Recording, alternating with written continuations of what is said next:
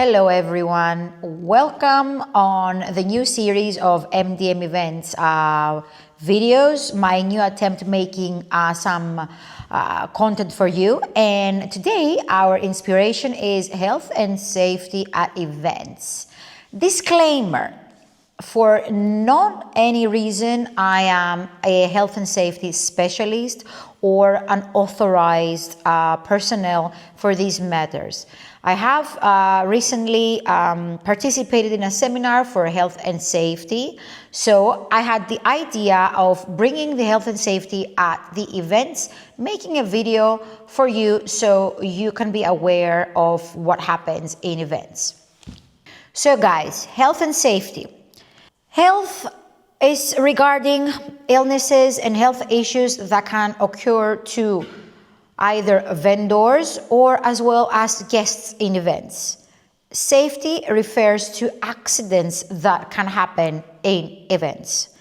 But first of all, let's see our audience. So our audience is, of course, the vendors and assistants in an event, and of course, our clients and their guests. Let's see the risk assessment that we may have in an event. So basically, you can also think that we might have crowded areas. That really depends on also the size of the event, if we have a smaller event or if you have a larger event. But for any reason and regarding any amount and size of an event, we should be aware of the emergency exits and more. Also, another factor is the guest's behavior. Through my experience over the years, we have noticed that, of course, when there's alcohol, there's also some maybe abnormal behavior. But even if there's not, we also have children that maybe there are times that they are unsupervised and maybe can cause accidents. Also, another risk assessment is outdoor and indoor venue hazards, and we will talk about the hazards that we might have in indoor and outdoor venues. Power distribution issues. Of course, when we have to do with events, we need electricity, and usually it's a high task for us. So the power distribution needs to be really planned. The fire safety. Of course, in many events, we might be using candles, but we are also using sparklers. And in general, we use special effects that can actually cause fire. But it's not only that. Fire can be also caused by caterers with the kitchen area. So all these aspects in regards to fire is the safety measurements we need to take. Noise exposure. For that, I have many things to tell you. Of course, noise exposure is high levels of music that can cause a little bit of a disturbance to our guests and the personnel as well. We will see in the following steps how we can solve this problem also. And of course, another risk assessment are the accidents. Accidents can vary from broken glasses, from fallouts, from maybe burnings. So these are some of the risk assessments that you can have at events. Moving on, let's see venues. We have different types of venues. We have the indoor and outdoor venues. Usually in Rhodes, and when you come over in Rhodes for your summer holidays and your destination weddings, people tend to choose the outdoor venues. The indoor venues can be at hotels and special places that do organize events. We have different types of events. As I've mentioned before, the size and the style are different from event to event. Of course, safety measurements are pretty much the same at any size of an event. It's just that maybe, and for sure, in larger events, you would need to take more safety measurements. Events with multiple setups and complicated decor. So we've hosted events that the client has chosen for complicated setup, including trusses, built-in disco balls, chandeliers, tables that they had a mirror topping, a glass top, as well as candles that they were on long vases and more. So these are complicated setups, and then you have other events that they are quite minimal. They don't have like a large scale of a setup. You have venues that they have already a built-in PA system and lights, and then you have venues that they don't have anything, and ask the vendors, we need to build all the setup from scratch. So of course you can understand that the different types of events as well as the different types of venues have different difficulties and measurements when it comes to safety. Let's start talking about the safe sound setup. So first of all, before we set up the sound in an event, there's a floor plan. There's a floor plan of where the entertainment should be located in an event. So that means either the DJ booth, or if you have a band, it has a specific place in the event. So we know the floor plan from the beginning, and in regards to where the tables are also set up in the event, we calculate where the speakers should be placed. Of course, all the equipment that they are in an event are tested equipment beforehand from the company. So we never use an equipment that we are not trusting. Even if there are malfunctions in equipment, there is always a backup for the event. The power distribution is very, very important in an event, as to sound and lights as well tend to sometimes overload the system.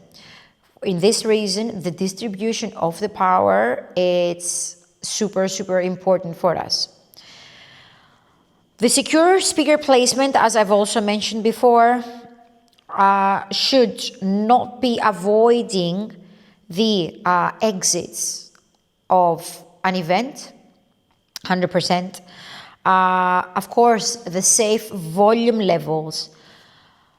You know that actually the normal decibel that should be in a place of a safe environment are about 85.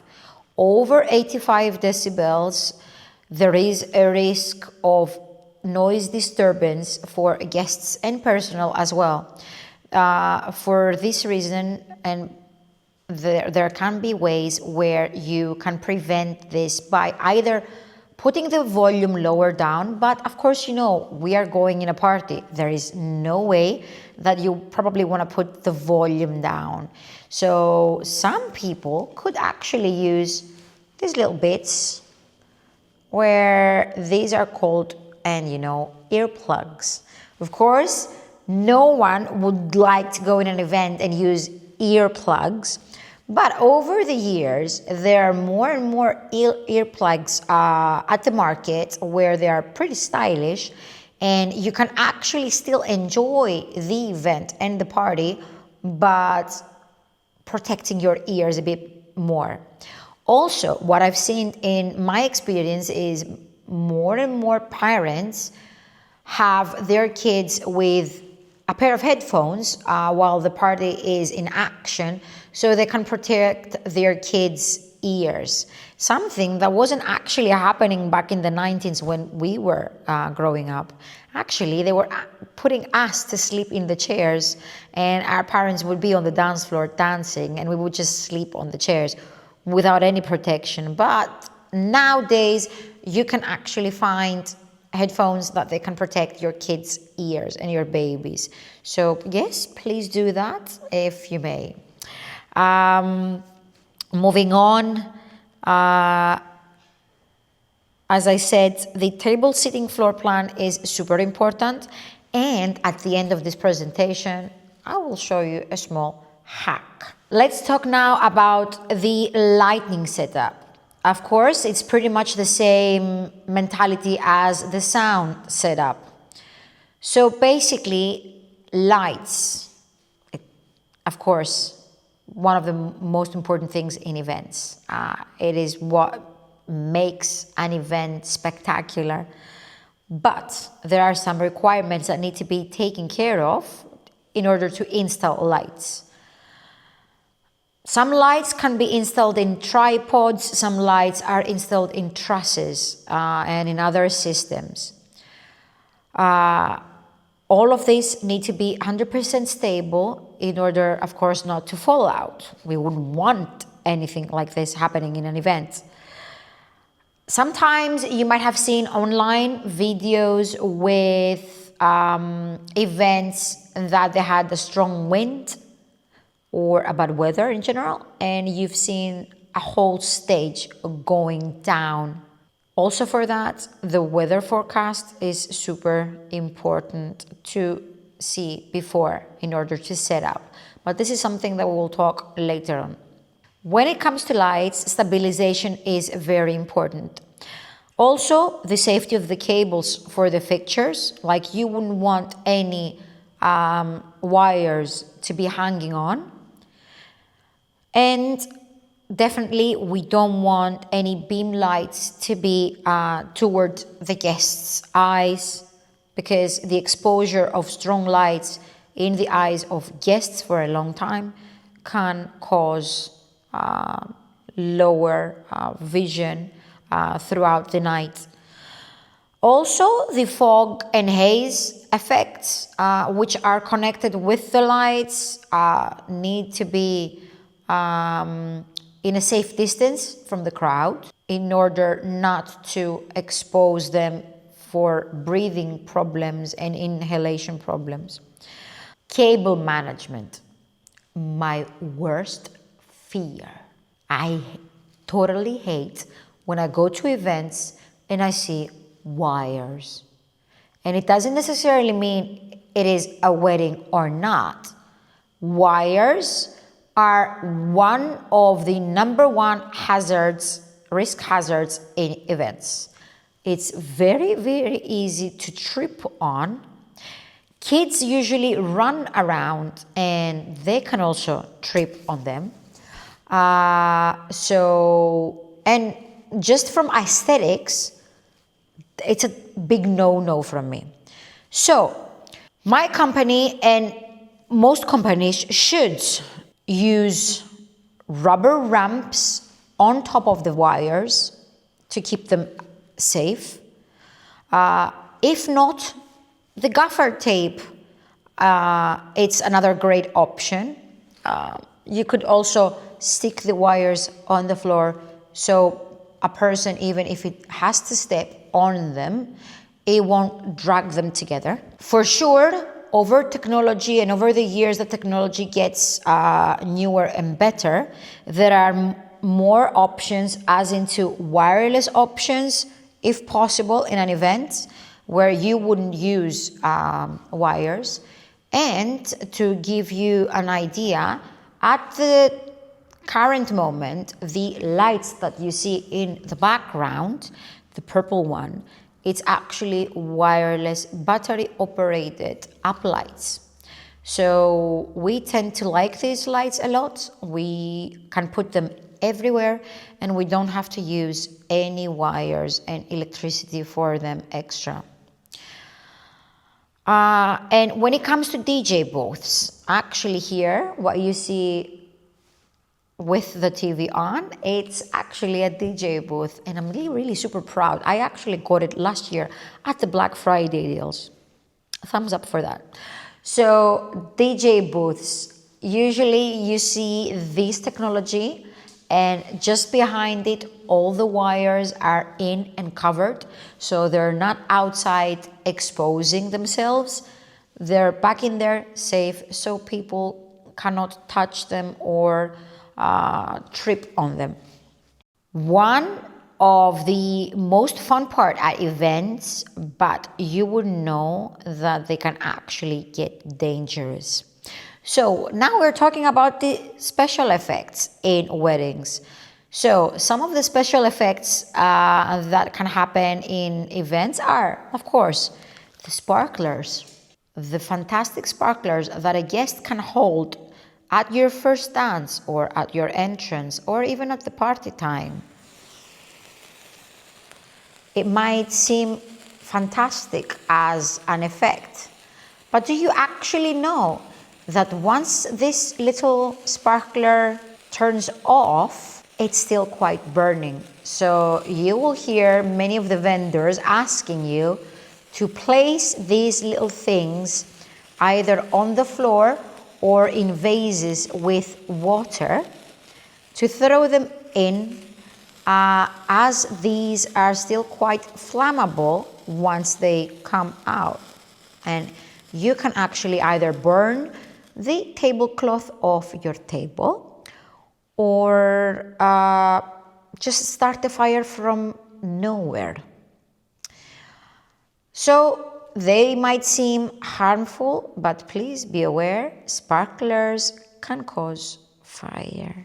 Other options of our special effects: horns. They are fantastic for your entrance. They are also fantastic at the party time, but a lot of horns together can cause a chaos of a noise. And if you're sitting right next to a horn, there is a big possibility you will lose your hearing for some time. Also, let me show you a really bad combination, which I'm not gonna put on, but I want to point out your attention. Horns are quite flammable, as you can see, okay? You should never, ever press a horn next to a candle. There have been quite a few events, and I know quite a few people that they have told me in the past that they were actually beeping the horn right next to their table. They were shaking the horn because it was coming to its end, but the horn, it wasn't bringing out just the noise, it would bring out the liquid that it is inside the bottle. And this liquid is what makes it so flammable. And eventually, when they beeped the horn next to the candle, they caught on fire. This is how you can actually cause a fire.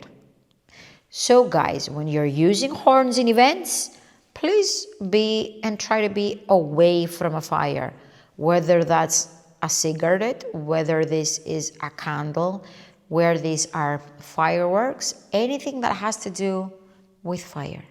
So more special effects in events. It's the stage fountain fireworks. Usually you can find now the electric ones where actually you're not burning, but for the ones that they don't use electric power to go on, and they are still with the traditional way, you still need to be aware of these in order not to be close to bushes or trees or anything, or they have something on top of them. So for this reason, please be aware of stage fountain fireworks. The normal fireworks are also a risk hazard in events, as when there is wind, there is usually a regulation when they will tell you that you are not allowed to put on fireworks. And on high temperatures, when we have high temperatures in Rhodes, they will probably also advise you not to have any fireworks on your event, just for safety reasons. Moving with more special effects that can cause either accidents or a fire at events are, of course, our CO2 guns. our smoke and haze machines. These machines and these special effects in general won't create or won't cause a fire necessarily, but the accidents that they can be actually occurred by these effects are a burn from the CO2 gun. Always I advise my clients when they are going to be using a CO2 gun to spray from quite a distance to their audience, as if you are quite close to a spraying with a CO2 gun, it gets to be so cold that it actually can burn you. So please make sure you keep quite a distance when you're actually spraying your guests. The smoke and haze machines, they're not gonna burn you, but you can inhale a big amount of a smoke in an event, and that may cause problems at your breathing. So please be aware of these effects as well, and the venues should provide with a system of renewing the air all the time, so the atmosphere can be actually quite clean for all the people involving. More effects than that can also have some risks are, of course, the fire shows. More and more shows now maybe involve fire, like the fire dancer. These people that they handle fire are professionals, but guests and audience should remain at a distance of this show in order to keep safety measurements. And something that will probably make you laugh, but I added it here as a special effect. You will definitely find it only in Greece, and this is our plate smashing. So basically, the plates that us Greeks are using for plate smashing are made from a special ingredient, the ceramic ingredient, which actually, if you break it, it's not gonna cut you. It's not glass or porcelain. It's another ingredient that it's quite harmless, but it doesn't necessarily mean that if you keep on breaking plates into somebody's head, it's not gonna cause a headache or something else to the other person. So please, people, when you come in Greece and you're thinking of involving plate smashing into your event, please, please, please only use special plates for break. And when you actually break them, don't try to break them in people's heads.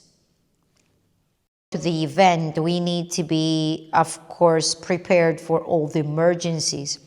100% there should be a backup in our gear ready to use. So usually when you go to events, if something breaks or if something is faulty, there should be a backup ready to use. 100% for us vendors to communicate that to our guests too. We need to be aware of the emergency exits of a venue. And usually when you go to venues, you will see signs that they are lit, and they will show you the exits in case of an emergency. Also, a first aid kit should be essential, either from the venue or from your vendors. And there has been many times where I've been asked for plasters because somebody had a cut or something. So the first aid kit should be also important to events. As we said in the beginning, there should be a plan for power outages, 100% because of the overload or unstable power can occur at events. This is something that at least it's the vendor's responsibility to be taken care of. And through to our experiences, weather forecast. I have experienced events in the past where the foreseen for the weather was to have maybe a few drops, but then it suddenly can change and turning into a hurricane. So we actually had an event this year where we knew that there was a big possibility for a rain, but we actually didn't expect like the chaos that happened. And there have been a lot of disaster at the table setting, disasters and damages to the equipment. So always make sure you are aware that weather conditions can be also unpredictable, but for the ones that you can at least foresee some days before, please be aware that a plan B should be your number one priority when organizing an event and there is a possibility of changing the weather. Hey squad, this is the end of our lovely video. Thank you so much that you were here with me today. In overall, we talk about risk assessments in events. We've seen power supply, we've seen setup, we've seen fire hazards, we've seen special effects and dangers, we've seen many things. I'm pretty sure that you can find many others. That was just a small example. Of course, I am not an authorized person to talk to you about the risk hazards in events. You can also check online to find more information, but it was great that I had you here with me. And something that I really, really hate, please guys, next time you're in an event and you're dancing in front of my booth and you're drinking your drink, please don't leave your glass on the sub, because most possibly if you're gonna leave your glass here on the speakers, it will move and fall and break. So please, please, please, please, please, never, ever, ever leave any item, and especially glasses, on the subs. And I'm gonna leave you now with a great tip for your events, and that is your floor plan. Always advise to my couples is to have this rule in their wedding. We pull a line in the middle of our dance floor, okay? All the tables that they are in the middle and close to your top table are your relatives and your close immediate family. The tables that they are on this line and close to the setup and entertainment are your friends. And especially these tables over here should be your friends, as if they are closer to the sound, they are most likely the last people that they will actually complain about the noise. They will not complain about the volume to be high enough because they are actually partying. If you're putting families here or elderly people, you are most likely to hear complaints that it's super loud for them. Also, your friends are most likely to stay until the end of your event. So keep your friends closer to the setup or the DJ setup, and families and elderly people closer to far away from the speakers. Here, as you can see, I've put our catering bar. You can place it anywhere you want, just as long as it's close to the dance floor, but not overcrowding, because here you can actually have a long line of people waiting to get their drinks. So if you have them next to another station, there is most likely to gather more people there, so try not to make a space overcrowded. Yeah, for example, here I have put the toilets in the corners. There should be always two sides of toilets, if not the way that goes to the toilets to be quite spacious for the people. And here I have placed the entrance and the exit. Also, you will find in venues exit and entrances should be more than one, but if it's only one, there will be possible emergency exits in this case. So, in overall, my advice, take this setup as an example, place your friends closer to the DJ and the speakers, and keep the families and elderly people away from your speakers. Have an awesome time, people, and we're done.